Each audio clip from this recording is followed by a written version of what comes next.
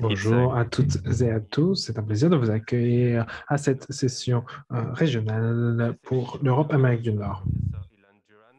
Les présidents de cette séance sont Ilan Joram, professeur à l'Université de New York, et Georges Leclerc, vice-président de l'Académie nationale de la télévision, des arts et des sciences de la Fondation New York. Monsieur Joram, à vous la parole.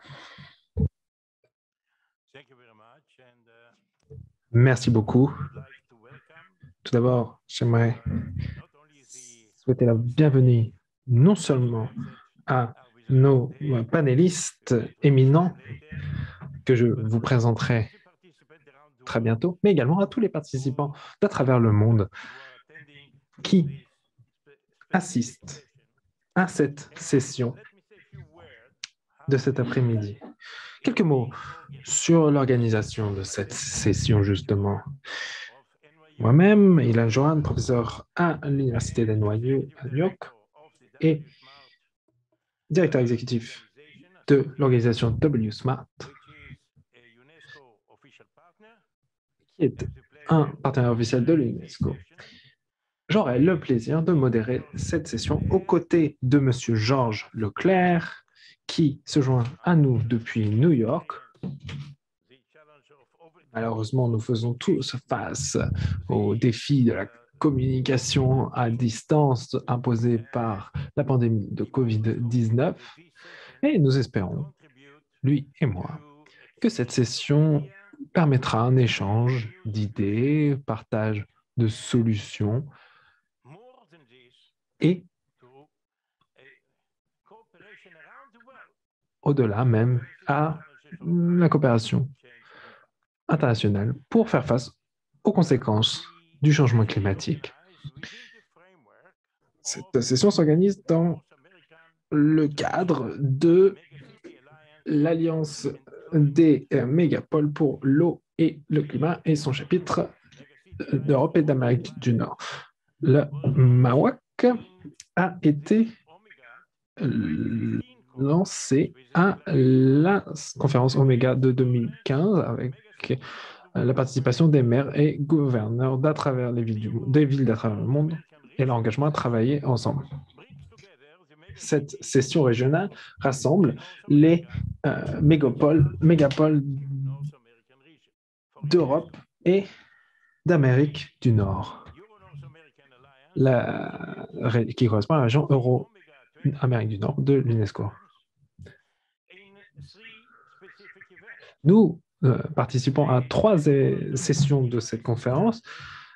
Les défis métropolitains City Rise, qui est le thème de notre session d'aujourd'hui. Nous rassemblons pour cela des représentants et responsables non seulement des gouvernements, des élus, mais également de la communauté des chercheurs, des prestataires de services d'eau, et gouverneurs et maires de villes. Nous échangerons ou nous aborderons l'ordre du jour dans quelques minutes. Demain, nous participerons à la séance sur les défis MetroCare, qui rassemblera les représentants des gouvernements locaux, des mégapoles de la région, de New York, Paris, Istanbul, Los Angeles, Chicago, Londres et Moscou.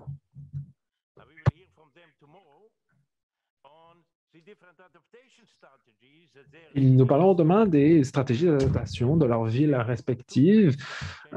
Quelles sont ces stratégies qui sont mises en œuvre pour faire face aux conséquences du changement climatique? Enfin, ce vendredi, l'Alliance régionale d'Europe et de l'Amérique du Nord participera à l'Assemblée des maires et gouverneurs. Diapositive suivante. Diapositive suivante. Merci. Donc, notre séance d'aujourd'hui se concentre sur l'adaptation et l'innovation face aux conséquences du changement climatique pour des infrastructures résilientes et des écosystèmes durables. Encore une fois, j'ai à mes côtés le plaisir d'avoir mon cher ami Georges Leclerc, vice-président de l'Académie nationale de la télévision des arts et des sciences de la Fondation de New York. Ce qui nous rassemble, nous avons été rassemblés par le gouvernement local de New York il y a quelques années pour discuter de la stratégie pour faire face à la montée des eaux qui menace la durabilité de la ville de New York. Et nous en parlerons aujourd'hui. Diapositive suivante.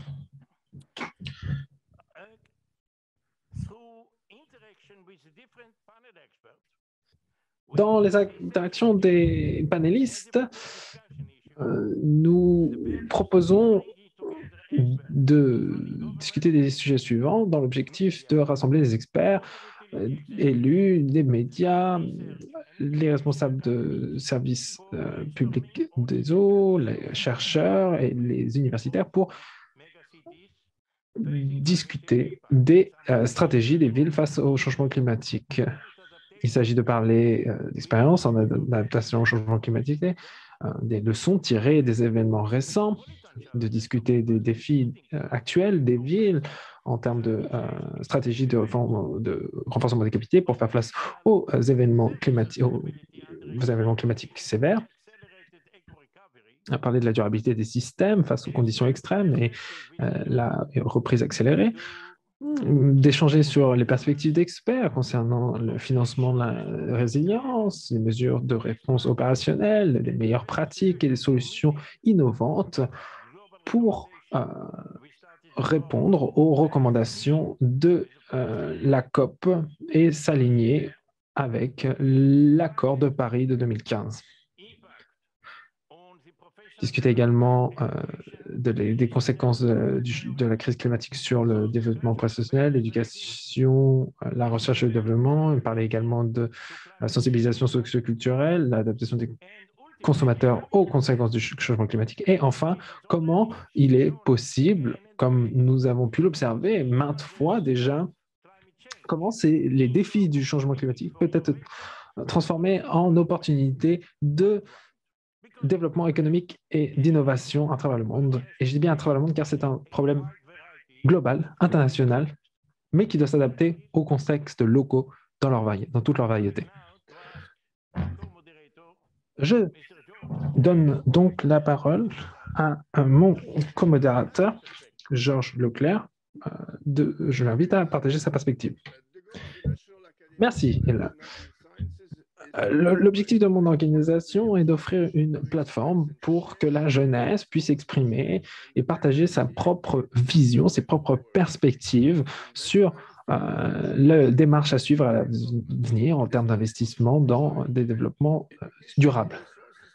Cette plateforme offre des ressources éducationnelles pour partager des informations, une meilleure compréhension des conséquences du changement climatique et de ses effets sur nos sociétés urbaines, une sensibilisation culturelle, des incitations, des encouragements à la jeunesse pour qu'ils s'impliquent dans l'élaboration de notre avenir. Et bien sûr, nous soutenons l'imagination créative de la jeunesse et la pensée innovante qui les anime. Nous avons hâte d'échanger avec les différents participants que je remercie d'être présents aujourd'hui, d'échanger sur des idées novatrices pour atteindre ces objectifs et avoir notamment des compétitions entre les jeunes talents pour qu'ils trouvent des solutions innovantes. Merci. Suivante, j'imagine.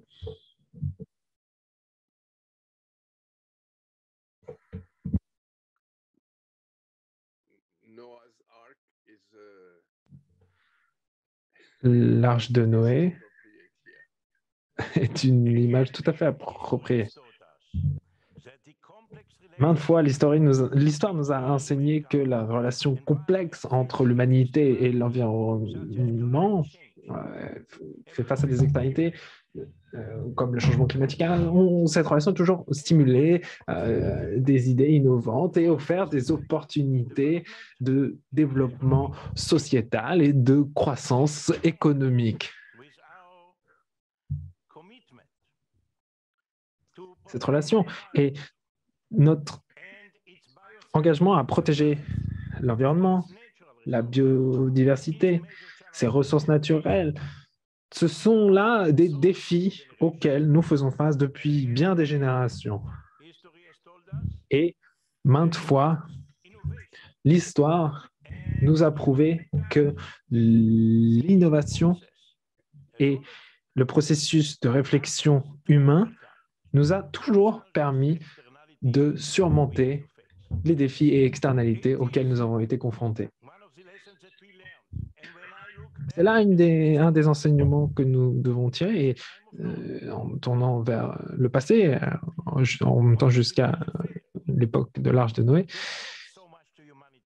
Et une des erreurs qui a coûté le plus à l'humanité dans cette fable, c'est l'échec de communication, de création d'une culture qui soutienne les mesures nécessaires et l'investissement nécessaire des gouvernements locaux dans la protection du futur et de la durabilité des sociétés urbaines.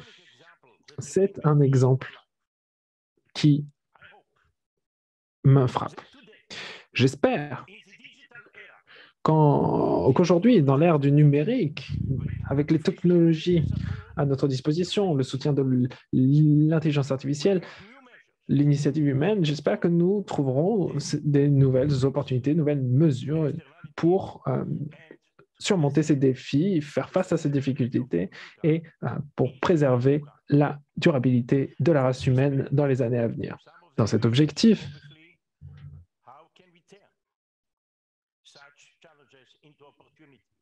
on peut se demander comment transformer ces défis en opportunités, comment face aux problèmes, aux besoins de développement des capacités, de recherche et autres questions importantes, en offrant une plateforme qui nous aidera tout un chacun à faire face ensemble à la menace du changement climatique. Et enfin, comment peut-on préserver dans une égalité sociétale et justice environnementale, comment peut-on faire face aux défis du développement urbain? Diapositive suivante. Pour répondre à ces questions, nous avons invité un panel d'experts, d'éminents experts, parmi lesquels professeur Fadi Komer, qui était vice-président du conseil de l'UNESCO PIH, qui va nous donner la perspective de cette organisation. Monsieur Brice Lalonde, qui est ancien ministre de l'Environnement de France, qui viendra partager avec nous la stratégie de l'Union européenne pour l'adaptation des villes au changement climatique. Eric McFarlane va nous parler de comment on peut tirer des enseignements des phénomènes météorologiques extrêmes du passé pour renforcer la résilience de New York. Le responsable de l'unité d'adaptation climatique, M. Daniel Blicknell, de la ville de Londres, va venir nous parler des défis auxquels fait face sa ville et de sa stratégie d'adaptation au changement climatique. Et enfin, Terry Vitkovich, vice-président senior de Veolia pour les résiliences et villes intelligentes, va nous donner la perspective des opérateurs et nous parlera du rôle de l'innovation face à ces défis. Ce sont là des défis pour la communauté des chercheurs et le professeur Luc Abadi, un professeur à l'université de la Sorbonne, viendra partager avec nous son opinion sur les défis de la formation professionnelle et de l'enseignement, l'éducation face aux défis de la transition environnementale. Tous ces aspects doivent travailler ensemble. Ces défis internationaux créent un nouveau paradigme de collaboration interprofessionnelle et des défis à la société en son ensemble. La société doit être plus participative dans sa façon de trouver des solutions et des stratégies. Nous faisons l'expérience de cela au quotidien avec la pandémie. Et pour ce, nous avons demandé à Stephen Segeler, vice-président de la programmation du groupe WNet à New York, de venir nous expliquer ce que selon lui est le rôle des médias dans la création d'une d'une sensibilisation socioculturelle pour la résilience climatique.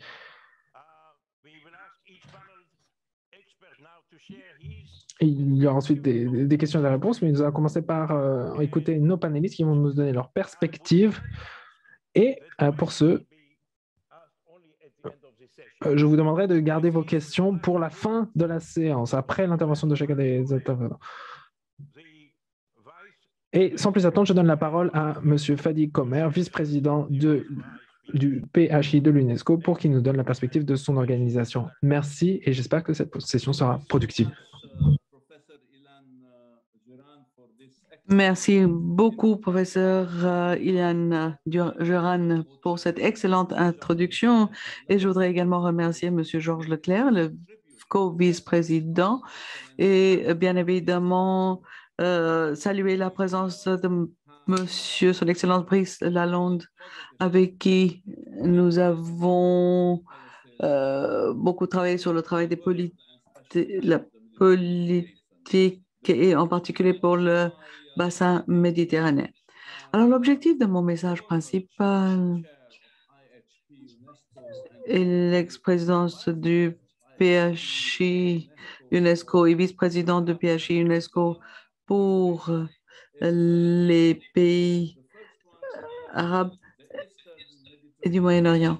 Les villes de l'Est de la Méditerranée vivent encore une crise de l'eau, une crise continue qui continuera si une action n'est pas directement mise en œuvre. La crise d'eau dans le Moyen-Orient, le Maghreb est multidimensionnel qui peut être vraiment traité par le biais de nouvelles politiques pour son adaptation, les nouvelles politiques basées sur l'innovation, basées sur les outils technologiques, ainsi que de la réforme institutionnelle soutenue par l'éducation, la recherche, ainsi que des campagnes de sensibilisation du public. Et le troisième point important, c'est afin d'éviter une crise de l'eau et une souffrance aggravée dans les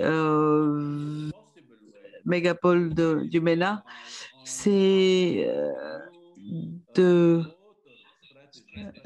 mettre en œuvre notre stratégie numéro 9 sur l'eau que nous avons mise en œuvre au PHI UNESCO, et pour la toute première fois, cela vient avec un plan de mise en œuvre ainsi qu'un plan financier. Et cette stratégie est basée sur 5 points principaux. Tout d'abord, la première priorité, la recherche scientifique et l'innovation.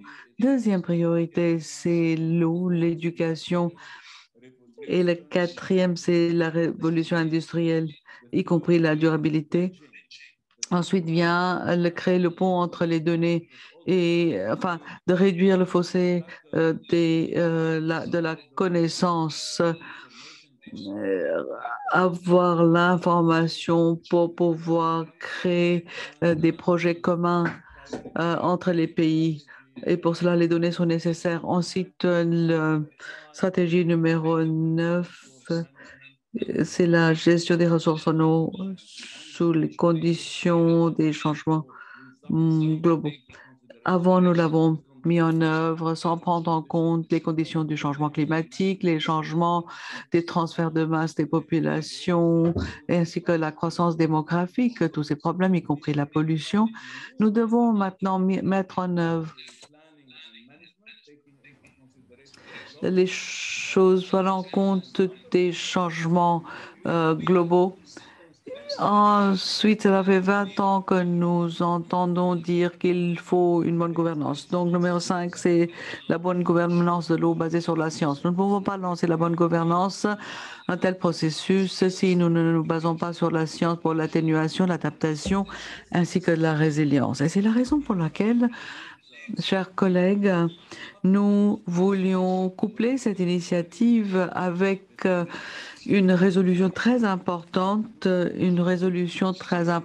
qui est de créer l'Académie du PHI de l'UNESCO pour la coopération pour le développement éco-durable. C'est l'Académie EcoMed. Et la résolution du PHI qui a été adoptée par les États membres afin de faire face à l'impact du changement climatique sur le stress hydrique et l'accélération de la pollution, afin de faire le suivi de cette pollution dans le niveau national, international, transport des sédiments, des bassins en amont vers les villes côtières de la Méditerranée, ainsi polluant les estuaires. Et de mettre en œuvre tout ceci, l'UNESCO, la résolution du PHI de l'UNESCO pour la création de l'Académie de l'Écomède reconnaît le besoin d'une plateforme internationale. Cette plateforme internationale euh, doit partager cette connaissance parmi les villes côtières de la Méditerranée, partager les expériences de atténuation des événements extrêmes dont Ilan Duran a fait référence dans les mégapoles et d'établir la collaboration à travers les frontières entre ces villes de la Méditerranée orientale et du Nord. Afin de mettre en œuvre tout ceci, nous devons nous baser sur les composants suivants.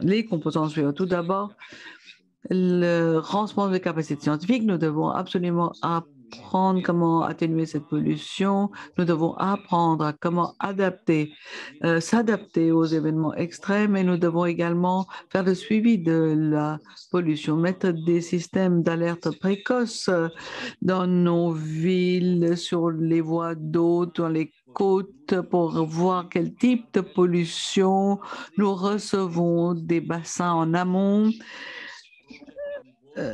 Avoir des projets de recherche qui impliquent les plus grandes universités, et nous devons impliquer le comité de PHI national, c'est-à-dire dans chaque pays, avec nos hydrologues nationaux, internationaux, pour pouvoir lancer des programmes de formation ciblant les gouvernements locaux, nos mégapoles. Et finalement, nous avons besoin de présenter des partenariats stratégiques entre les organisations des Nations Unies et le partenariat stratégique entre les ONG.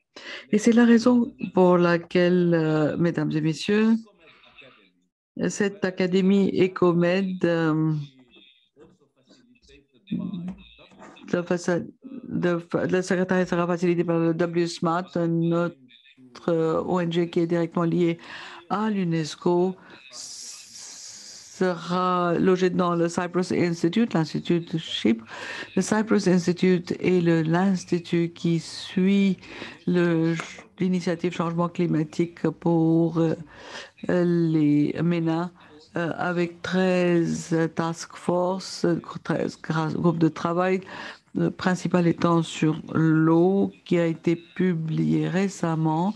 Et la recommandation de ce groupe de travail, de cette task force, a déclaré qu'il y avait un besoin urgent pour améliorer la gouvernance de l'eau, besoin d'améliorer la coopération et un besoin urgent de mettre en œuvre des outils scientifiques afin d'adapter les politiques vers les pays de la Méditerranée orientale et moyen-orientale. Et c'est la raison pour laquelle l'Académie EcoMed disposera d'un task force, d'un groupe de travail. Et je voudrais ici rendre hommage. Professeur Comer, est-ce que vous pouvez arriver à votre conclusion, s'il vous plaît? Parce que nous devons essayer de respecter le temps qui est alloué aux experts du panel. Merci beaucoup de votre compréhension. Mais bien sûr, donc le task force sera organisé par rapport à notre académie, tout la Commission nationale, les experts hydrologues que nous avons, internationaux que nous avons dans l'UNESCO ou avec notre ONG et donner son soutien pour lancer cette académie EcoMed du PHI, avec le point focal dans tous les pays de la Méditerranée. Je vous remercie. Merci beaucoup, professeur Comer.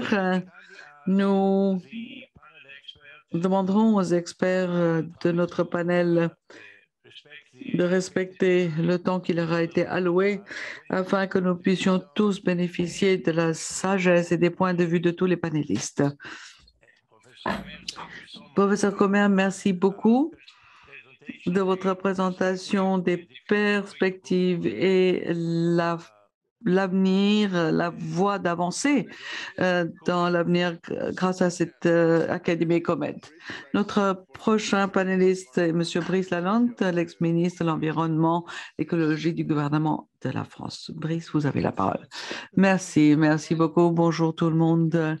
Merci beaucoup, professeur Fadi Comer, pour vos mots très aimables. Apparemment, on me donne la possibilité de m'exprimer en français. D'abord, je voudrais vous remercier pour l'invitation. Est-ce que la Commission, est-ce que l'Union européenne a une stratégie d'adaptation? La réponse est oui. La première ébauche de cette stratégie a été lancée en 2013. Il s'agissait à cette époque-là de promouvoir l'action des membres, de mieux fonder les processus de prise de décision, d'intégrer la préoccupation du climat dans tous les programmes. À l'époque, c'était surtout l'agriculture et les infrastructures. Et puis, c'était surtout, et c'est ça qui vous intéresse sans doute le plus, de coopérer avec les collectivités locales et notamment avec la Convention des maires, de Mayor's Covenant. Alors, 5 ans plus tard, vous aviez déjà 25 des États membres qui avaient tous des stratégies nationales d'adaptation. La Commission a fait un tableau de bord pour évaluer les politiques climatiques des États membres. Il y avait déjà 1 millier à peu près d'élus qui avaient signé avec la Commission pour conduire des analyses de risque. Et puis surtout, le plus important, je pense, pour nous tous, c'est que l'Agence européenne de l'environnement a créé une remarquable plateforme qui s'appelle Climate Adapt et qui est devenue une espèce de référence.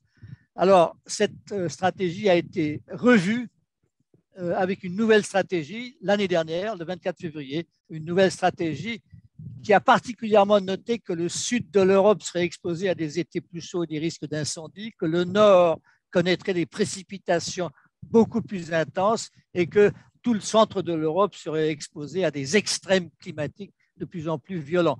Alors, le fondement de cette nouvelle stratégie, c'est évidemment le niveau local, et ça va intéresser Georges de savoir que la Commission va utiliser le pacte européen pour le climat et la coalition pour l'éducation au climat pour informer et pour inspirer et pour mobiliser les citoyens de l'Europe. Donc, ça pourra se lier à la proposition, Georges, que vous avez faite vous-même. Vous savez que l'Union européenne, en 2016, a créé un pacte, le pacte d'Amsterdam, qui est son agenda urbain.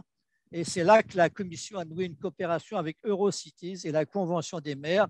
Il y a maintenant un partenariat pour l'adaptation au changement climatique avec un programme qui est lié à tous les autres programmes de l'Europe sur les villes, les smart cities, la vague de rénovation, l'économie circulaire, etc., etc. De même, il y a un carnet numérique qui est prévu pour chaque bâtiment qui doit intégrer tout ça. Et voilà.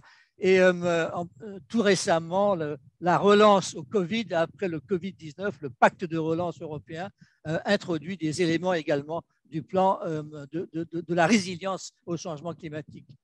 La nouvelle stratégie européenne a 4 objectifs principaux. D'abord, être mieux informé, le développement des connaissances. Elle doit être accélérée parce qu'on s'est aperçu que ça traînait un peu, et c'est surtout d'ailleurs dans les financements. Elle doit être systémique et elle doit contenir un effort international accru dont on ne parlera pas. Mais c'est surtout le point mieux informé qui me paraît le plus intéressant. C'est toujours cette plateforme Climate Adapt. Elle a une partie urbaine. Elle travaille maintenant avec les assureurs. Les assureurs sont un partenaire très important et avec les spécialistes des catastrophes naturelles parce qu'avant, les deux secteurs n'étaient pas liés. Elle a 2 outils principaux. Il y a un outil de soutien à l'adaptation urbaine, Urban Adaptation Support Tool, qui essaye de de promouvoir une planification assez simple, hein, préparer le terrain, évaluer les risques et les vulnérabilités, identifier les options et les évaluer, mettre en œuvre et enfin suivre et évaluer le résultat. Et puis la deuxième chose qui est très intéressante, c'est un map viewer, une cartographie avec la liste des villes européennes et leurs caractéristiques. Donc, est-ce que cette ville est sur la côte, est-ce qu'elle est en altitude, etc. Et notamment en évaluant la résilience face aux risques. Alors, la canicule, les inondations, la submersion côtière, la crue d'origine pluviale, le manque d'eau, les incendies, les maladies d'origine hydrique et les vulnérabilités sociales. Les vulnérabilités sociales, ce sont notamment est-ce que la population est très âgée, est-ce qu'ils ont les moyens, quel est le système de transport urbain, etc., etc. Et puis, pour l'accélération de la stratégie, la question de l'eau est mise en avant, et notamment les systèmes. Est-ce que s'il y a une crue ou est-ce que tout d'un coup il y a une précipitation intense, est-ce que le système d'assainissement va résister? Est-ce qu'il y aura toujours de l'eau potable pour tout le monde, etc., etc. Bon, ça, c'est une question très importante. La question de l'eau, la Commission y insiste beaucoup. Et enfin, systémique, tout simplement, de manière à intégrer tous les niveaux de gouvernance pour l'action locale. Et là, la Commission insiste beaucoup sur les solutions fondées sur la nature et notamment végétaliser, désimperméabiliser les sols, etc. Donc, je voulais juste terminer parce que je vois que le temps passe sur Paris pour dire qu'évidemment, à Paris, régulièrement, on se pose la question de savoir si la crue de 1910 va revenir. Vous savez qu'à ce moment-là, il y a 5% de la surface de l'Île-de-France qui sera affectée, 4 à 5 millions de personnes qui auront des problèmes, des coupures d'eau, etc. Et donc, on a construit des réservoirs en amont qui sont très importants, qui font baisser de 70 cm la hauteur d'eau à Paris. Mais il y a encore malheureusement beaucoup d'urbanisation sur les fonds de vallée et l'imperméabilisation de la surface des sols a augmenté de 4% depuis 1996. Donc là, nous avons un problème de gouvernance. Qui va décider? Est-ce que c'est l'État? Est-ce que c'est la ville de Paris qui a sa propre stratégie? Et nous avons, moi je pense, encore une grande difficulté. Chaque acteur a son propre plan. Les transports en commun, il y aura 400 points d'infiltration qui devront être bouchés. Les systèmes électriques, malheureusement, alors on peut le mettre hors tension avant l'inondation. Le gaz ne résisterait pas, il y aurait 80 000 abonnés privés de gaz. Les télécoms ne fonctionneraient plus. On ne pourrait faire peut-être que des SMS, etc., etc. Donc, nous avons encore beaucoup d'efforts et de progrès à faire dans la ville de Paris qui se termine tout simplement dans la plaquette. Ah, il appartient à chaque citoyen exposé de protéger ses installations vitales, de prévoir éventuellement un hébergement de repli, d'anticiper des déplacements difficiles, de disposer de denrées non périssables, de bouteilles d'eau et d'anticiper des coupures d'eau en se dotant d'une radio à pile, de réchaud à gaz, de bougies et de lampes électriques. Voilà, chers amis, tout simplement la fin très, très pragmatique des instructions données aux Parisiens en cas de crue de 1910. Merci beaucoup. Monsieur le ministre, nous vous remercions profondément pour votre propos qui propose les défis, qui identifie les défis de la gouvernance dans un contexte européen et les stratégies qu'on envisage pour faire face à l'ensemble des problèmes dans des contextes métropolitains très, très variables et très différents. Thank you, Your Excellency, Minister of Environment. Votre Excellence, Monsieur le ministre de l'Environnement, merci pour cette présentation qui nous a donné la perspective de gouvernance dans le contexte européen. Passons donc de la perspective de la gouvernance à la question des autorités locales et de comment celles-ci peuvent s'adapter d'un côté aux défis du changement climatique et d'un autre côté aux défis institutionnels, dans le contexte institutionnel, en interaction avec le gouvernement fédéral aux États-Unis. Certaines mesures sont prises pour le développement durable des centres urbains, avec un accent particulier à New York sur la montée des eaux. Et pour nous parler de cela, je donne la parole à M. Eric McFarland, commissaire adjoint du département de la protection de l'environnement à New York, qui va nous parler des plans d'adaptation de New York face aux événements climatiques. Et quels sont les enseignements qui ont été tirés des événements passés pour l'élaboration de la résilience, des plans de résilience de la ville. Eric, merci beaucoup pour ces années de coopération académique.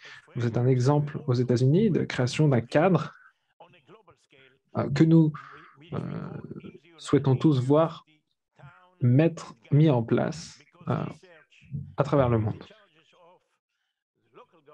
La recherche et les défis des autorités locales doivent être résolus ensemble. Eric, à vous la parole.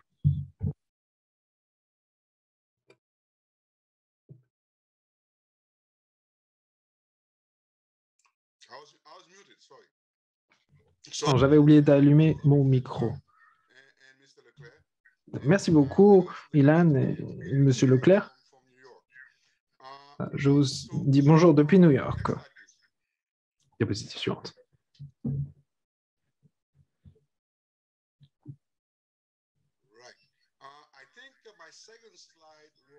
Je crois que ma deuxième diapositive n'a pas fonctionné, mais quoi qu'il en soit. La ville de New York est une ville de littoral avec plus de 800 km de littoral. Sur la diapositive 2,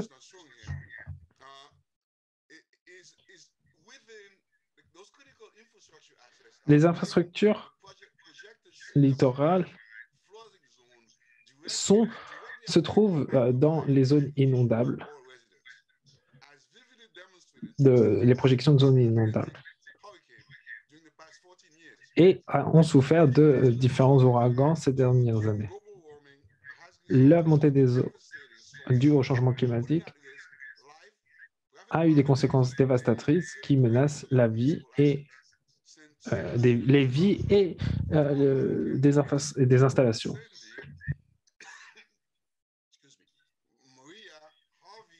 Les ouragans Sandy, Maria, Harvey et Anda ont fait s'en rendre compte au public que les prévisions météorologiques étaient les bonnes. Donc le plus récent était l'ouragan Ida, qui a commencé au sud des États-Unis, en Louisiane. Quand il est arrivé à New York, il avait été sous-classé en tant que tempête post-tropicale. Mais les pluies torrentielles ont fait déborder les égouts de la ville.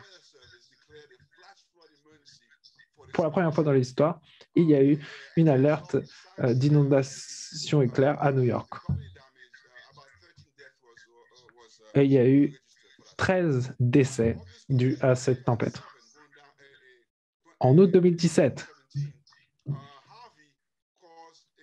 l'ouragan Harvey a également causé des inondations et une centaine de morts. L'ouragan Maria a causé plus de 3000 morts dans les Caraïbes.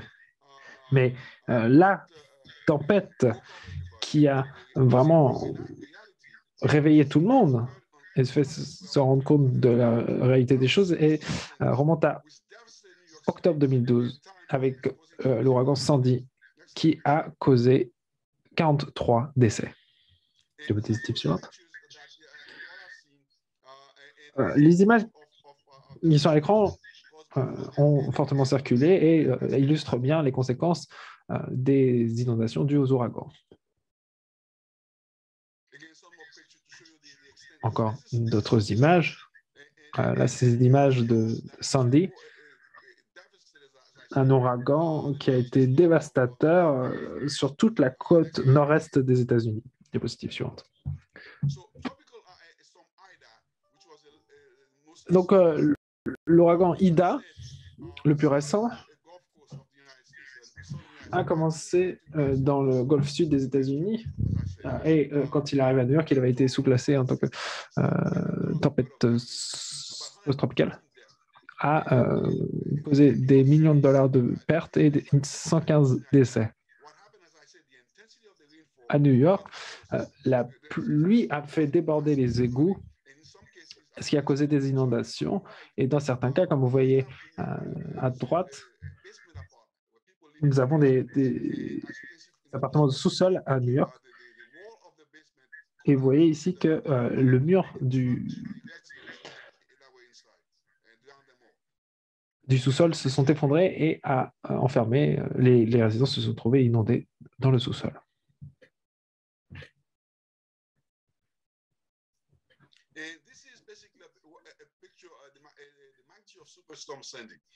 Ici, vous avez une cartographie du trajet de Sandy.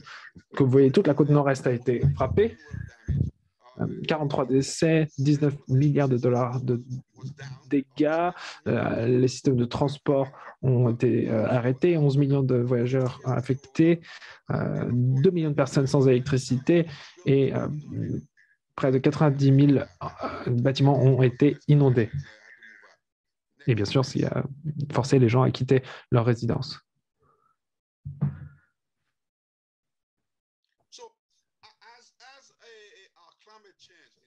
Donc, au fur et à mesure que notre climat change, l'intensité et les conséquences des tempêtes vont augmenter. D'ici 2050, un ouragan similaire à la force de Sandy causerait 90 milliards de dommages en pertes économiques, soit 5 fois plus. Et cela est augmenté par la montée des eaux et l'intensification des tempêtes.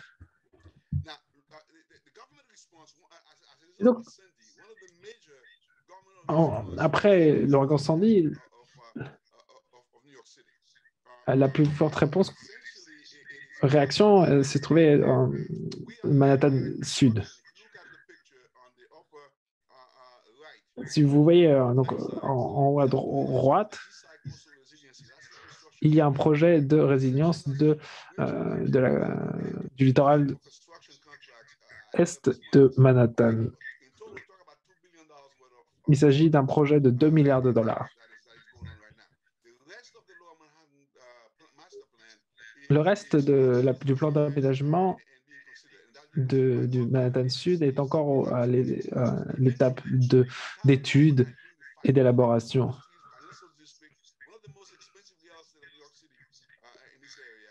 Et or, dans ce quartier se trouvent parmi les propriétés les plus chères de l'île.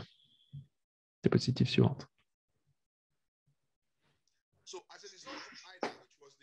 Donc après l'ouragan Ida, le plus récent,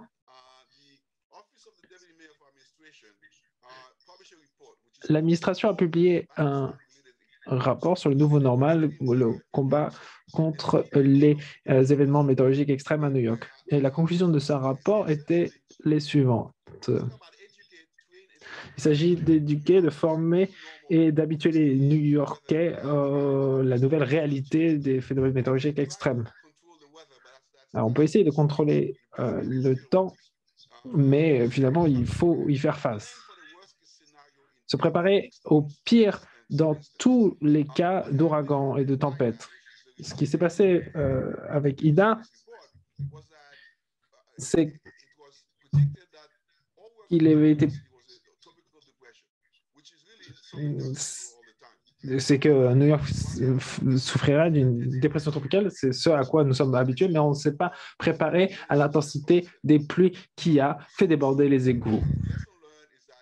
Donc l'enseignement que l'on en tire, c'est que dès qu'il y a une tempête qui est prévue, il faut se préparer au pire scénario.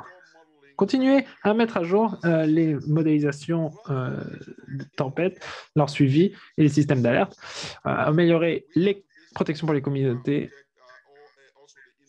dans l'arrière-pays, tout comme sur le littoral.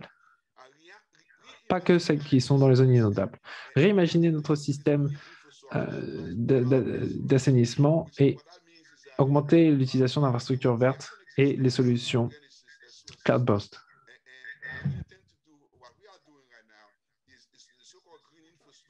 Actuellement, on construit des infrastructures vertes, donc des jardins, des parcs, des bassins pour diminuer la quantité d'eau qui est déversée. Dans le cas des infrastructures cloudburst, à savoir que à New York, les égouts domestiques et les égouts pour les tempêtes sont les mêmes. Et bien, dans un système cloudburst, on sépare ces deux flux pour que les eaux de pluie ne fassent pas déborder les eaux d'assainissement. Et pour faire cela, il faut davantage de financement de la part de l'État de New York et du gouvernement fédéral pour pouvoir améliorer la résilience face aux phénomènes météorologiques extrêmes à New York. Voilà, c'est tout en ce qui me concerne. Merci. Et je vous rends la parole, professeur.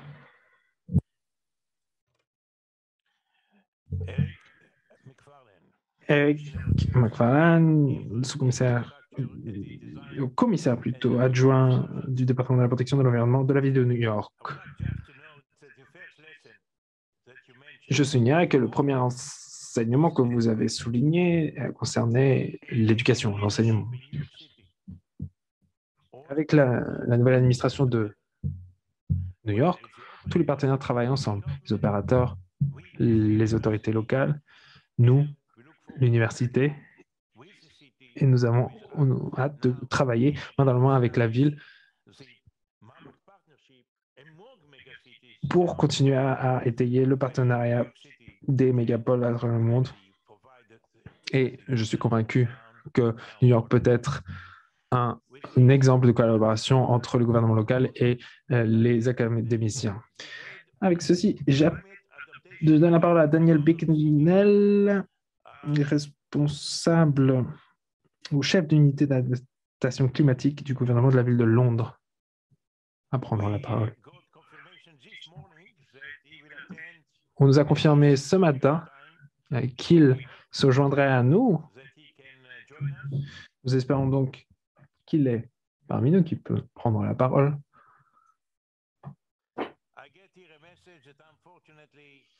Et on me dit que malheureusement, il ne peut pas se joindre à nous aujourd'hui. Donc, je donne la parole à Thierry Vitkovich, vice-président de Veolia pour la résilience et les villes intelligentes, qui travaille au niveau de la France, le Moyen-Orient, l'Amérique du Nord et l'Afrique.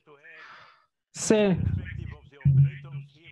un honneur de pouvoir entendre la perspective des opérateurs. Aujourd'hui, Veolia bénéficie d'une expérience internationale et nous avons hâte d'entendre ce que Thierry Vitkovich a à partager avec nous. Thierry, à vous la parole. Merci beaucoup, Ilan. Je suis très fier et très heureux d'être avec vous aujourd'hui, partager mon expérience avec vous et je ferai comme mon ministre, président, je serai très heureux de pouvoir vous parler en français si vous me le permettez. Prochain slide, s'il vous plaît. Avant de démarrer, je disais que j'allais m'exprimer en français. Aujourd'hui, Veolia, c'est à peu près 180 000 employés. C'est 26 milliards d'euros de chiffre d'affaires dans 3 métiers, que sont les métiers de l'eau, de métiers de déchets et de métiers de l'énergie renouvelable. Et c'est un point important parce que vous allez voir qu'à travers l'innovation et à travers ce que je vais essayer d'expliquer, il est aujourd'hui important de comprendre que les métiers de l'eau sont totalement imbriqués dans les autres problématiques des différentes collectivités. Ce sont les chiffres de 2020. Vous savez tous qu'on est en cours d'une OPA qui portera donc notre chiffre d'affaires à 230 000 employés et 37 milliards de chiffre d'affaires et encore plus d'innovation de la part donc de nos nouveaux collaborateurs. Next slide, please.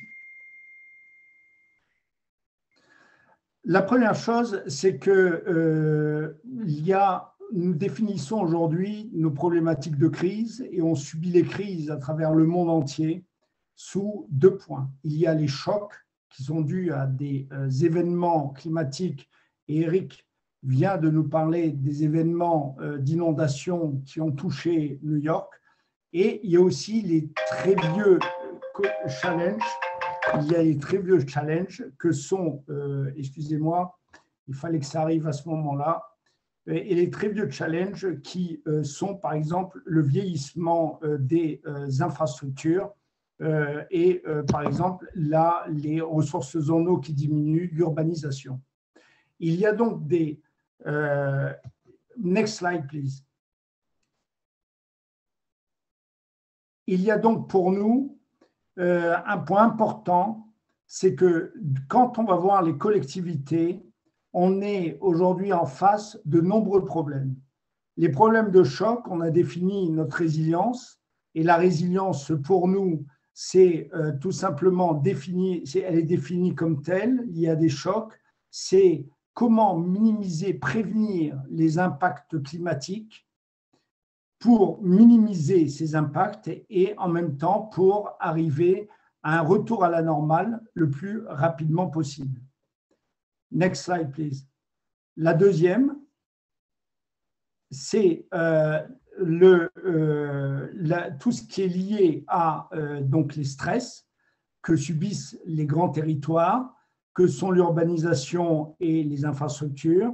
Et donc, ces différentes problématiques nous poussent à travailler sur de nouveaux outils pour être beaucoup plus efficaces quand nous gérons les services et avoir les choses de manière un peu plus différente.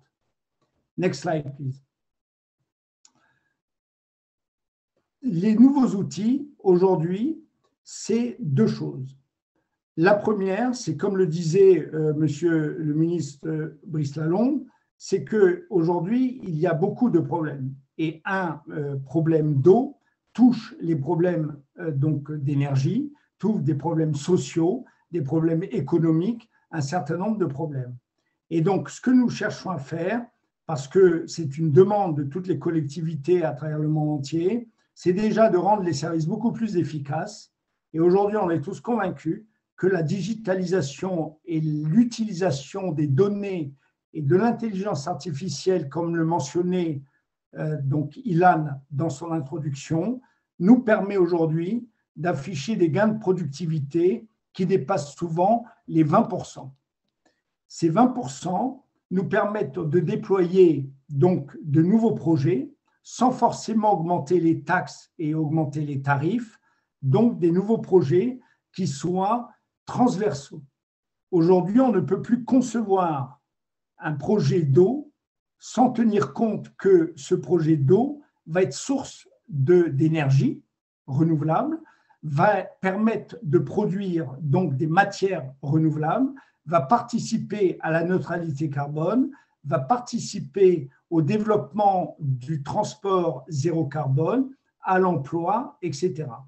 Mais comme le disait dans une session auparavant, les liens aux déchets à l'eau sont importants et comme le disait une personne du SIAP, aujourd'hui on est capable techniquement de récupérer le phosphore, par exemple, des eaux, mais est-ce bien le métier d'un traiteur d'eau que d'aller dans ces métiers-là? Et c'est là où ça devient intéressant, c'est que les projets que nous développons et que nous proposons dans les collectivités, qui sont des projets multipurpose, des projets transversaux, aujourd'hui, on est confronté à la problématique que les collectivités et les mégapoles restent, somme toute, assez silotés et chacun a ses propres responsabilités, comme le disait M. Brice Lalonde, qui font qu'on a du mal à les faire avancer donc aussi vite que l'on voudrait. Next slide, please. Aujourd'hui, chez Veolia, l'innovation est au cœur de tout. Et jamais, jamais, nous n'aurons eu autant besoin d'innover pour faire face à tous ces nombreux challenges dont nous parlions juste avant. Premier point, il faut qu'on fasse des économies. il n'y a pas le choix parce que ça ne sert à rien de travailler sur l'environnement si c'est pour créer de la pauvreté. Ce n'est pas possible. Il faut travailler sur les taxes. Je ne vais pas parler du mouvement des Gilets jaunes en France. Il faut travailler sur beaucoup de sujets de telle manière à ce que les projets environnementaux, les projets qui nous arrivent à la neutralité carbone, les projets de gestion de crise, d'anticipation de crise, soient des projets qui soient acceptables économiquement. Donc, le premier point, c'est la digitalisation. Parce que, pour faire simple, si nous sommes capables de récupérer de la donnée venant des infrastructures, venant des opérateurs, venant des consommateurs, venant du big data, que nous sommes capables de les mélanger et de les analyser pour créer de nouveaux outils, alors nous serons beaucoup plus efficaces. L'exemple simple, c'est le GPS de votre voiture. Je suis certain que vous ne vous en servez plus s'il n'est pas connecté. Le deuxième point, c'est ces projets multipurpose, ces projets transversaux que nous commençons à développer. Le problème, c'est que les technologies existent, mais ils sont chers. La manière dont nous y prenons est simple pour déployer et faire de l'innovation appliquée, c'est de développer des pilotes, que ces pilotes, donc en collaboration avec une ville dans le monde, que nous menions toutes les différentes tests, en testant les nouvelles technologies, en testant la manière de les opérer, en testant les impacts donc, de CO2, les impacts environnementaux qu'ils peuvent avoir dans une approche très holistique, très systémique, très résiliente.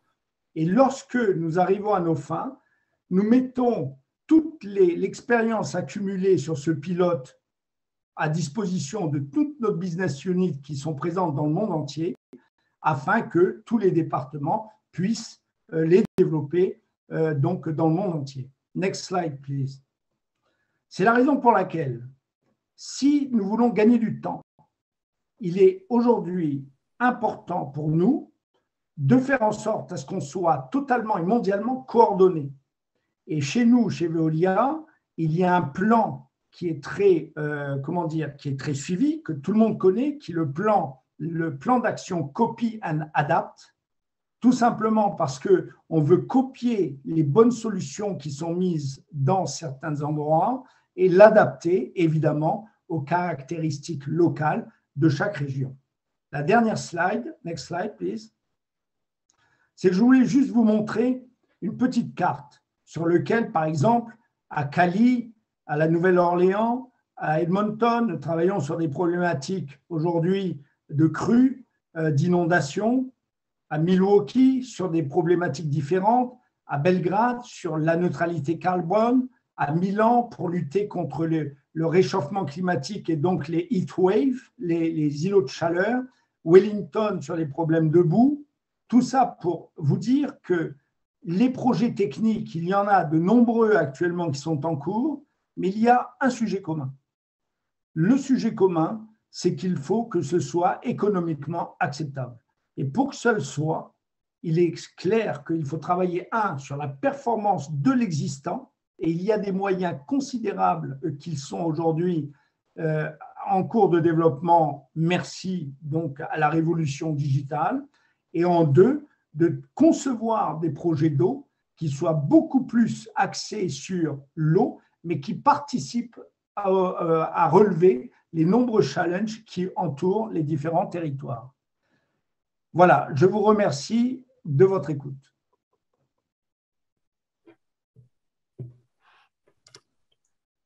Thank you, Thierry, for this. Merci beaucoup Thierry pour cette vue d'ensemble des défis auxquels nous devons faire face.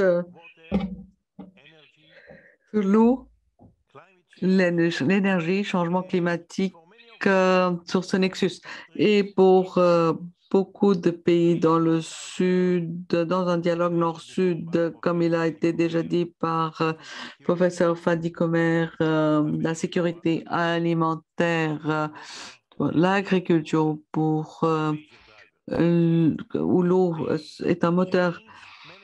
Et la gestion de changement que vous avez indiqué est un défi pour tout le monde. Et maintenant, nous voudrions souhaiter la bienvenue à de M. Daniel Bicknell, qui est à la tête de l'unité d'adaptation au climat, ville de Londres, qui va nous parler de sa stratégie d'adaptation. Monsieur Bicknell, est-ce que vous êtes avec nous? Oui, je crois que je suis avec vous. Est-ce que vous m'entendez bien? Oui, très bien, merci. Merci beaucoup. Merci de m'avoir invité à m'exprimer cet après-midi. C'est un plaisir de venir vous parler aujourd'hui. Je vais essayer de faire court. Je crois qu'on n'a pas beaucoup de temps. Donc, je vais essayer d'être concis et vous parler des défis principaux auxquels la ville de Londres fait face en termes d'adaptation au changement climatique et le travail de la mairie pour essayer de les atténuer. Vous en avez déjà parlé.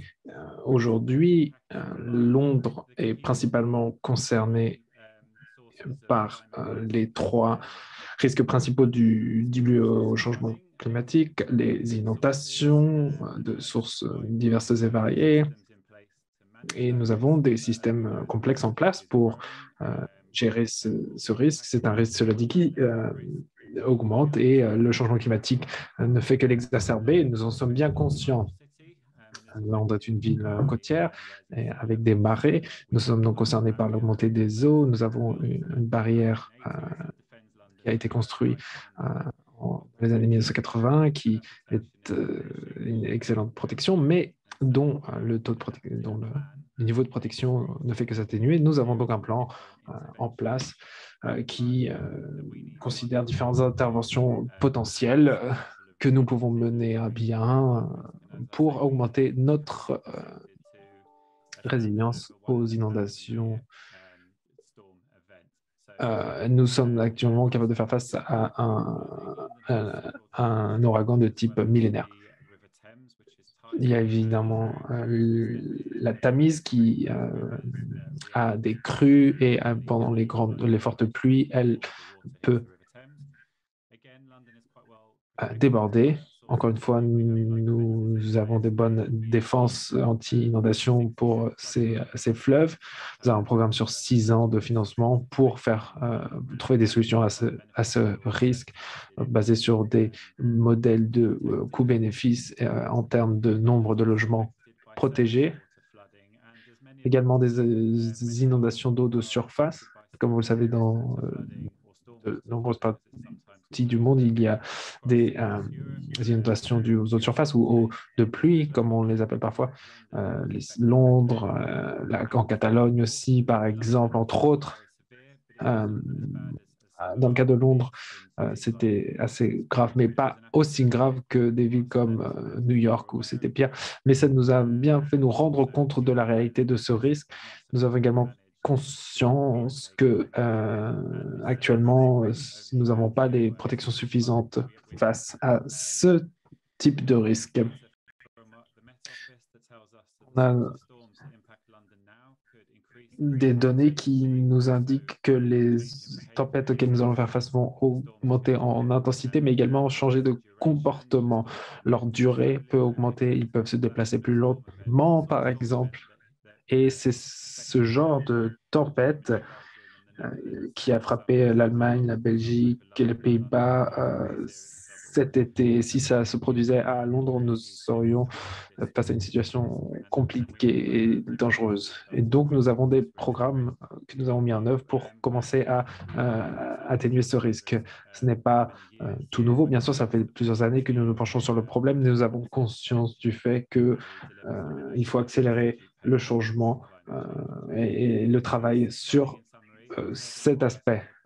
Voilà, donc concernant les inondations, je vais parler des programmes dans quelques instants, mais il y a des stress hydriques à Londres. Le Royaume-Uni a une réputation de pays pluvieux, mais de fait, ce n'est pas vraiment arrêté. Londres est assez sec, en fait, en termes de climat, même par rapport à certaines villes au Moyen-Orient, notamment si on mesure par habitant. Et donc, voilà, ça exerce une pression sur le système hydrique que nous devons gérer. Si l'on ne fait rien, on aurait un déficit prévu, une projection de déficit de plusieurs centaines de millions de litres par jour en termes d'offres, de capacité hydrique. Et donc, il faut gérer notre approvisionnement et également gérer la demande, la consommation par habitant. La consommation des Londoniens est trop élevée encore. Il faut donc encourager un changement de comportement et intégrer ces solutions à nos approches, avoir peut-être des approches plus circulaires, par exemple, nous assurer que nous avons des politiques publiques strictes en place et s'assurer que toute politique publique prend en compte la consommation également. Il faut gérer l'eau, mais également comment on consomme l'eau pour éviter que la croissance démographique n'ait des conséquences trop graves. Des sécheresses également. Il faut investir dans l'infrastructure pour faire face aux sécheresses et aux augmentations temporaires de consommation dues par exemple aux canicules. Les sécheresses, notamment à long terme, sont un problème. C'est particulièrement problématique lorsque les hivers sont secs, car c'est là que l'on remplit nos réserves.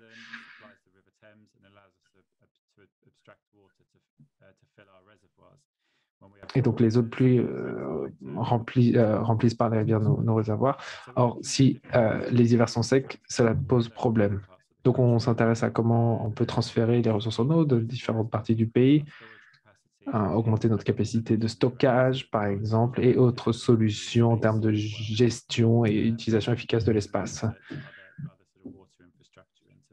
Et tout en travaillant, bien sûr, avec d'autres types d'infrastructures, d'autres types d'installations, et ça s'inscrit également dans notre objectif d'émission net zéro. Enfin, troisième risque concerne donc la chaleur. Nous avons dépassé les 37 degrés par plusieurs occasions, et la fréquence des températures élevées se fait de plus en plus forte. C'est déjà le cas et elle va continuer à augmenter. Nous ne sommes pas très bien préparés aux fortes températures élevées. Les bâtiments, par exemple, ne sont pas adaptés. Nos logements et leur construction, leurs moyens de construction de ces dernières décennies ont été élaborés pour augmenter l'efficacité énergétique, mais pas tellement pour faire face au risque de forte chaleur. Par exemple, les fenêtres sont au sud, la ventilation est mauvaise, beaucoup d'isolation, ce qui fait augmenter les températures en intérieur et ce qui entraîne un besoin de climatiser. Voilà un point qui intéressera nos politiques à venir, la construction, l'isolation, l'infrastructure verte, notamment l'utilisation de verdure sur les sites de construction, nouveaux sites de construction. Et on a également des programmes pour adapter les constructions passées qui ne sont pas adaptées aux températures élevées fréquentes. Donc, la mairie travaille également sur ça, sur l'adaptation des bâtiments existants, en nous inspirant notamment des différents programmes qui ont été mis en œuvre dans différentes villes. Et j'imagine qu'il me reste que quelques minutes, mais rapidement, j'aimerais vous parler de ce que fait la mairie de Londres. Nous n'avons pas beaucoup de responsabilités dans de nombreux de ces domaines. Le maire n'a pas de rôle formel dans la gestion de l'eau, si ce n'est l'adaptation au changement climatique. Les entreprises d'eau sont privées. Il y en a 4 à Londres, 2 régulateurs de l'eau, un régulateur économique sur le prix de l'eau et un régulateur concernant le financement disponible pour les entreprises pour financer les infrastructures. Donc, en un sens, ce régulateur a un rôle dans le financement des programmes de résilience qui est important. Et ensuite, le deuxième régulateur environnemental sur la gestion des ressources en eau et les risques d'inondation. Vous voyez que les acteurs sont complexes et nombreux dans la gestion de l'eau à Londres et le rôle du maire est de coordonner ces différents acteurs et s'assurer que nous avons les bonnes stratégies, les bons programmes en place pour nous assurer que à l'avenir, Londres sera résiliente au changement climatique. En termes de politique publique, le maire publie une stratégie environnementale qui est une stratégie intégrée qui rassemble tous les aspects de la protection de l'environnement, donc la chaleur, l'eau, la pollution, la gestion des déchets, l'énergie, le net zéro, les émissions, etc. Le maire est également responsable du plan urbain de Londres, qui est un document d'orientation stratégique pour le développement urbain de la ville. Et ce plan d'urbanisation est très ambitieux, tourné vers l'avenir et s'assure que les futures constructions respecteront des normes environnementales strictes. Et ce plan est révisé régulièrement et nous faisons toujours de notre mieux pour augmenter les ambitions et pousser les efforts dans le bon sens. Voici donc certains quelques-uns des mécanismes que nous avons à notre disposition. Nous avons beaucoup d'argent disponible pour financer l'adaptation. Monsieur, je vous demanderai, Monsieur Bittner, je vous demanderai s'il vous plaît de conclure, car nous devons respecter le temps qui nous a été alloué, qui vous est alloué. Eh bien, je conclue sur le financement. Et nous avons besoin de davantage de travail dans ce qui concerne l'adaptation au climat. Financement vert progresse en termes de secteur. Et nous encourageons tous les parties prenantes à travailler ensemble pour financer l'adaptation climatique, qui est un domaine clé qui va avoir besoin de financement. Merci pour votre temps. Merci beaucoup, Monsieur Bicknell, pour cette présentation riche des différents défis auxquels votre ville fait face. Et je pense qu'il serait très intéressant de comparer cette expérience avec d'autres villes qui font face aux mêmes défis, quoique dans des contextes différents. Et j'aimerais donner la parole à Georges Leclerc pour nous présenter le prochain orateur. Oui, j'ai le plaisir de donner la parole de Luc Abadi, qui est un spécialiste de l'Université Sorbonne, spécialiste dans la transition écologique et les nouvelles énergies. Luc? Bien, merci. Merci de m'avoir invité à participer à cet atelier. Donc, je vais effectivement vous donner un point de vue, on va dire, qui est ancré dans le monde universitaire, quelques réflexions sur les enjeux, et puis vous montrer par quelques exemples comment à Sorbonne Université, on essaye de participer à cette mobilisation donc pour ce que je vais appeler aujourd'hui la transition écologique. Donc, si on peut avoir la suivante, s'il vous plaît. Next one. Merci. Donc, l'idée, effectivement, c'est de faire en sorte que la recherche, c'est-à-dire la création de connaissances, et également l'enseignement, la formation, c'est-à-dire le transfert de connaissances, mais aussi de compétences, puissent contribuer à cette transition écologique de la société, donc que l'on peut concevoir comme étant finalement les diverses voies et moyens qui permettent d'atteindre un objectif qui est aujourd'hui un objectif vital, qui est le rétablissement tout simplement, si j'ose dire, de la viabilité de la planète, c'est-à-dire comment on fait pour revenir dans les limites planétaires, en d'autres termes, et donc évidemment revenir dans ces limites planétaires pour les sociétés, pour les humains évidemment, mais aussi pour les questions d'habitabilité pour les autres organismes, les espèces qui peuplent la planète. Donc, pour atteindre cet objectif qui est quand même une véritable rupture, en quelque sorte, un petit peu dans les dynamiques sociales jusqu'à présent, ça veut dire qu'il faut mettre en place des changements transformatifs dans tous les secteurs de la société, dans les modes de production, de consommation, d'emploi, de déplacement, de répartition des richesses économiques. Next one. Et donc, si l'objectif, c'est bien à la fois de réduire et de s'adapter aux changements environnementaux, je pense qu'on peut dire qu'il y a à la fois un challenge pour l'enseignement supérieur et puis une chance. Le challenge, c'est que c'est la question de la valorisation des connaissances qui sont disponibles d'une manière générale dans le monde universitaire. Nous avons un rassemblement de spécialistes extrêmement pointus sur beaucoup de domaines, donc qui sont absolument pertinents pour gérer cette crise environnementale. Il reste très souvent à construire des démarches qui permettent d'associer ces savoirs de façon à passer à une vision interdisciplinaire de la réalité et produire donc des pistes de solutions qui soient capables de répondre à plusieurs enjeux en même temps.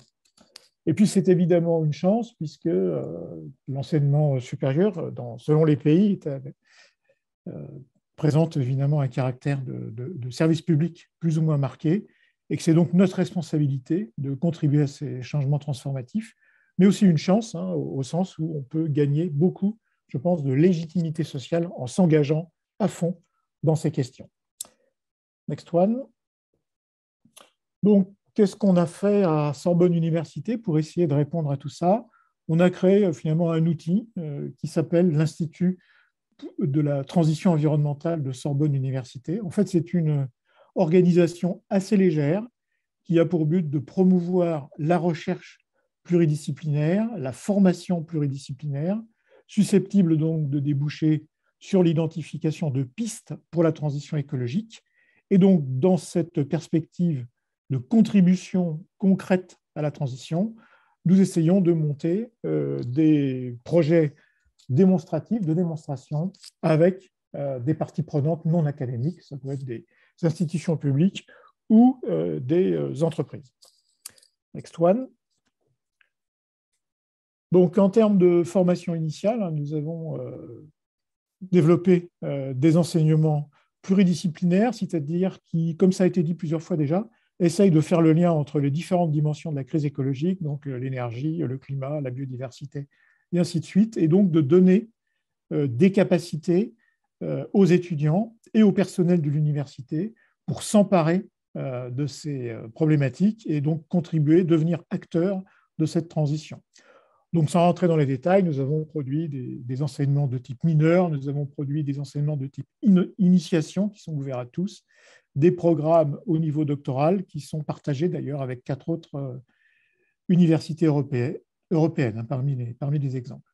On a également investi dans l'encapacitation, l'empowerment des personnes qui prennent les décisions, notamment dans le domaine public, les policymakers, et donc nous sommes engagés dans des programmes nouveaux, un petit peu pour nous, de formation professionnelle continue à ces questions de transition.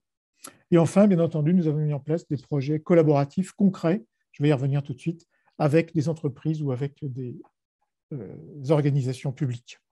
Suivante, next one. Donc, 3 exemples concrets. Le premier qui vient d'être livré, c'est une plateforme que nous venons de monter, une plateforme web, qui est ouverte actuellement aux étudiants et au personnel de l'université et qu'on devrait ouvrir normalement à tous les citoyens, qui a pour but de construire ensemble, de façon ouverte, des protocoles d'évaluation, des protocoles scientifiques d'évaluation des solutions de transition. Donc là, c'est une nouvelle modalité de science participative. Non seulement il y a le partage des observations, le partage des données, mais il y a également le partage des montages des protocoles de recherche. Donc une association à la production de connaissances nouvelles, ouverte à tous. Next one. Deuxième exemple, nous avons, deuxième et dernier exemple d'ailleurs, nous avons monté avec l'Institut Pierre-Simon Laplace, qui est une fédération de laboratoires de recherche en climatologie, un groupe d'expertise sur le climat et sur la transition écologique au niveau de l'Île-de-France, donc qui est intéressante parce qu'on a à la fois des zones urbaines ultra denses, comme Paris, mais également des zones agricoles, des zones forestières, donc on a un territoire très varié. Et donc là, nous avons proposé de monter une collaboration à long terme entre les scientifiques et les autorités publiques pour finalement explorer les voies de la transition écologique en Île-de-France. Donc, ça veut dire qu'on part évidemment de synthèse scientifique. Qu'est-ce qu'on sait aujourd'hui en sciences du climat, en sciences de la biodiversité, etc., qui peut permettre de cadrer une réflexion et un plan de développement. Et puis, évidemment, ensuite, contribuer avec les services d'ailleurs compétents de la région, de la ville de Paris, et ainsi de suite, contribuer donc à l'élaboration de scénarios de transition. Next one. Et donc, sur le domaine, évidemment, de l'environnement proximal, j'ai envie de dire, nous travaillons évidemment sur la question de l'eau, notamment, donc avec des problèmes à résoudre qui sont ceux qui ont déjà été évoqués, donc les problèmes d'inondation, de vagues de chaleur, donc comment on peut essayer de réduire l'impact de ces épisodes extrêmes, comment on peut s'y adapter. Donc, on aborde des questions d'eau, de ressources en termes de quantité et de qualité, mais également les problèmes qui sont parfois des problèmes éthiques, hein, de partage de l'eau entre les différents utilisateurs, bien sûr, mais aussi de partage de l'eau entre les usages humains et la nature. Dans une région qui est quand même très agricole et très forestière, hein, l'Île-de-France, ces questions sont extrêmement importantes. Dans les zones urbaines, on participe à Pardon.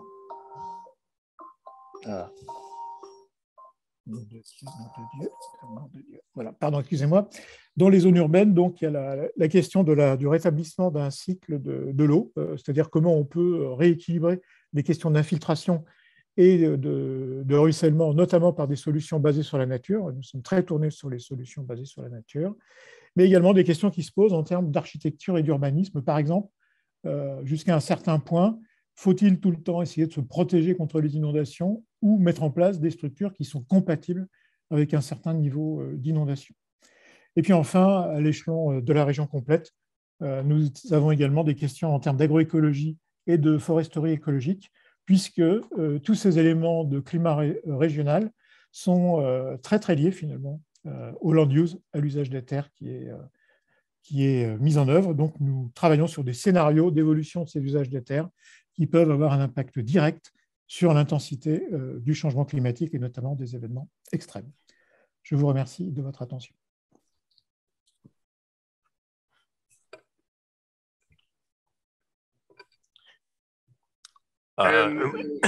George, please. Enfin, pour finir, permettez-moi de donner la parole à Steven Segala, vice-président de la programmation de la station PBS de New York, WNET. Steven, à vous la parole. Unmute yourself, Steven. Unmute yourself. There we go. Good morning. Can you hear me now? Bonjour, est-ce que vous m'entendez? Oui, très bien. Excellent. Donc, bonjour. Bonjour depuis New York, virtuellement. Je vais m'éclairer un petit peu plus. Bonjour à tous et à tous. C'est un plaisir de participer à cette réunion en ligne et vous allez vite vous rendre compte que je ne partage pas, ou je ne possède pas l'expertise de mes collègues. Je ne suis pas climatologue, ingénieur, élu, mais j'ai beaucoup de respect pour ces personnes. Je suis journaliste, producteur télévision, et donc mon travail, c'est de produire des contenus numériques, nationaux, régionaux, longue durée, courte durée, etc., pour le service de diffusion publique des États-Unis. Même si, comme vous pouvez l'entendre, je ne suis pas américain de naissance. J'ai quitté une ville qui coule, Londres, pour en investir une autre, New York, où les défis sont différents, mais en un sens similaire. PBS est un diffuseur public soutenu par son public, pas par le gouvernement, principalement soutenu par ses auditeurs et ses téléspectateurs. C'est ce qui, je crois, a été assez unique et nous donne une véritable responsabilité de respecter la troisième lettre de notre cycle, S pour service.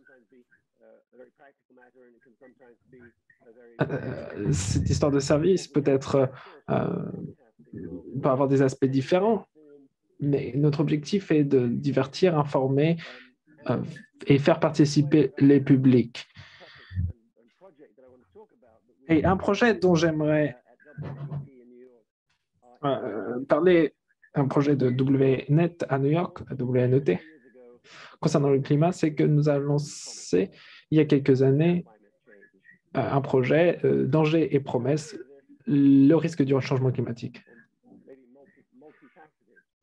C'est un projet avec différentes facettes, mais de fait,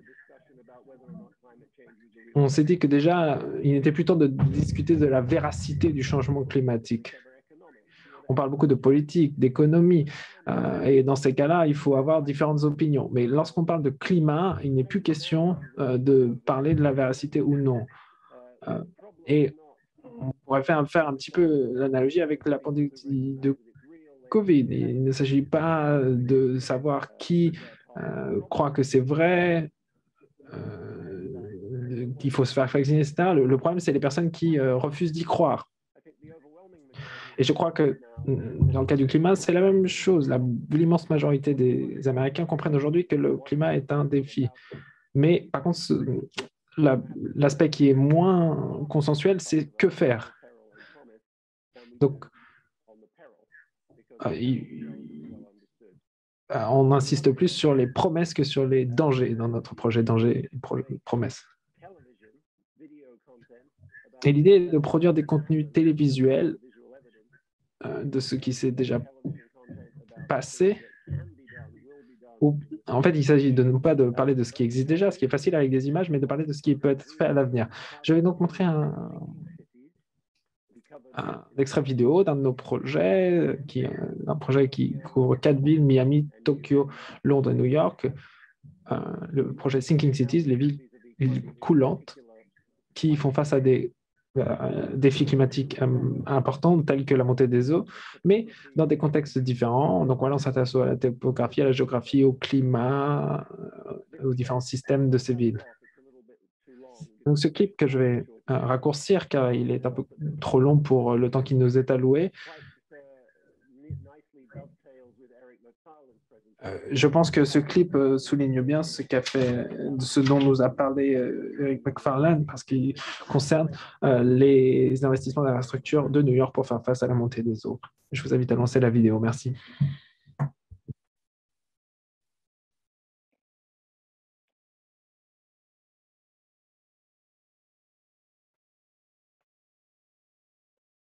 I'm not seeing it. Is the clip coming? Je ne vois pas la vidéo se lancer. Est-ce que c'est le cas? George, you are muted. Oui. But it's not that clip, it's the other one. Pas cette vidéo, une autre.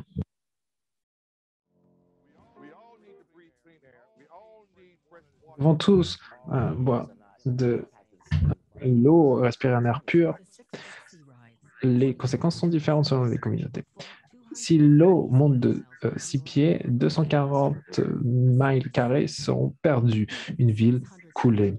600 000 New-Yorkais vont perdre leur logement. 300 000 emplois seront perdus ou détruits. Ce sont les plus pauvres qui souffriront le plus. 12 000 unités de logements publics seront avalées par la mer. Les personnes qui travaillent sur le terrain cherchent aujourd'hui des solutions pour reconstruire et protéger New York au XXIe siècle.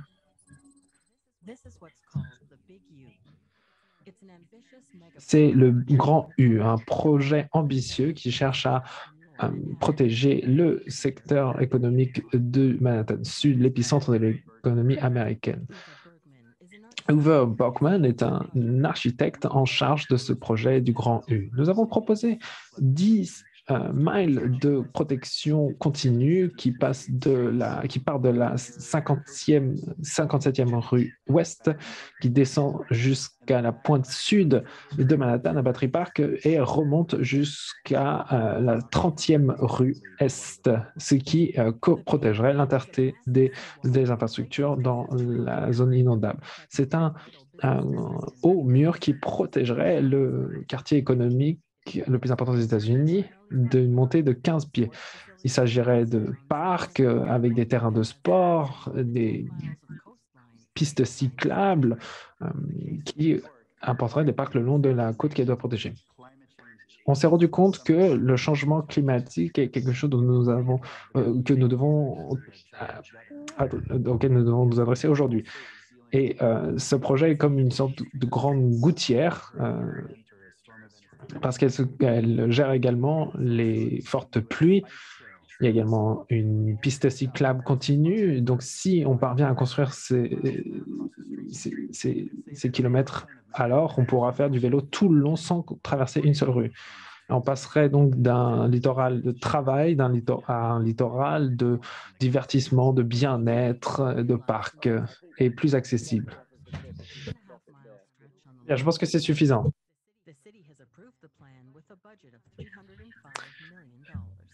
Le budget alloué est de 305 millions de dollars. Très bien, merci. Dur de savoir si on nous entend.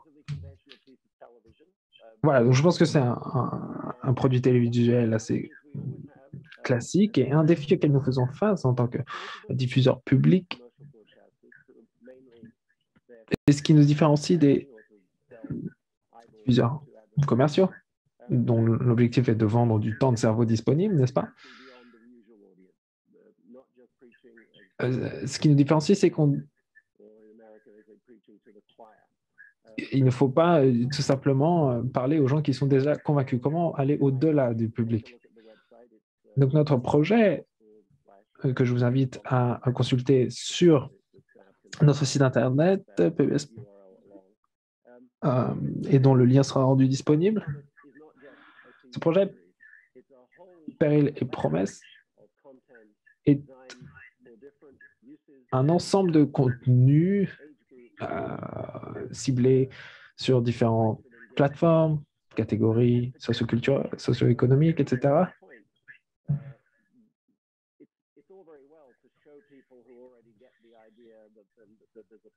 Et comme je disais, ça ne sert à rien d'essayer de convaincre ceux qui sont déjà convaincus.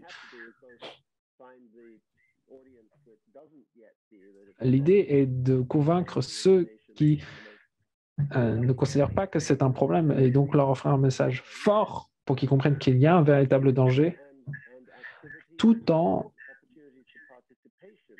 offrant des outils, des opportunités de participation au public qui, particulièrement, notamment dans les générations les plus jeunes, ne veulent pas être juste des consommateurs passifs du contenu, ils veulent être actifs, ils veulent participer. Nous avons donc établi un partenariat avec différentes organisations journalistiques, Climate Nexus, Climate Central et Climate Now. Nous travaillons avec eux pour une vision de nombreux contenus qui sont parfois adaptés en contenu vidéo. Et nous avons 7 ou 8 catégories différentes de contenus, peut-être parfois toujours plus attendus. Ce n'est pas qu'une question d'ingénierie civile, pas qu'une question de protection contre les inondations. Nous avons différentes catégories de reportages, le climat et l'énergie, le climat et les élections, car la politique est un aspect important. Climat et migration. Nous avons bien conscience des conséquences immenses du changement climatique sur les différentes régions du monde, notamment l'Afrique, et les migrations qui en découlent. Le climat et la mode. Nous avons parlé de l'industrie de la mode et de comment elle essaye de réduire son empreinte carbone. Le week-end dernier, ou il y a 2 semaines, nous avons diffusé un programme sur le climat et le rock'n'roll, car oui, le rock'n'roll l'industrie de la musique commence à relancer les tournées et se questionne sur l'impact environnemental, l'empreinte carbone de ces tournées. devons conclure malheureusement, donc je vous invite à conclure. Très bien, je comprends tout à fait. Une dernière chose.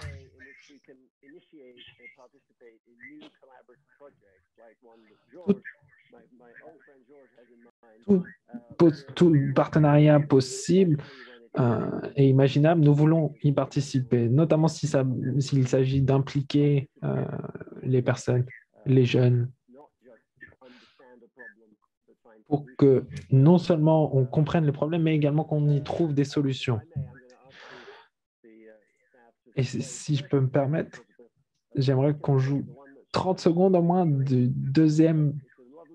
la deuxième vidéo avec le glacier, l'iceberg, qui, je crois, illustre très bien la question. Merci. Nous devons malheureusement conclure. Merci d'avoir partagé cette vidéo et nous le diffuserons sur Internet pour que tout le monde puisse en profiter. Très bien, merci. Merci Stéphane. Nous devons donc conclure la session qui nous a fait comprendre des perspectives de différents gouvernements, des opérateurs, des élus locaux, les médias et la communauté de la recherche. De nombreuses questions ont été soulevées, des défis.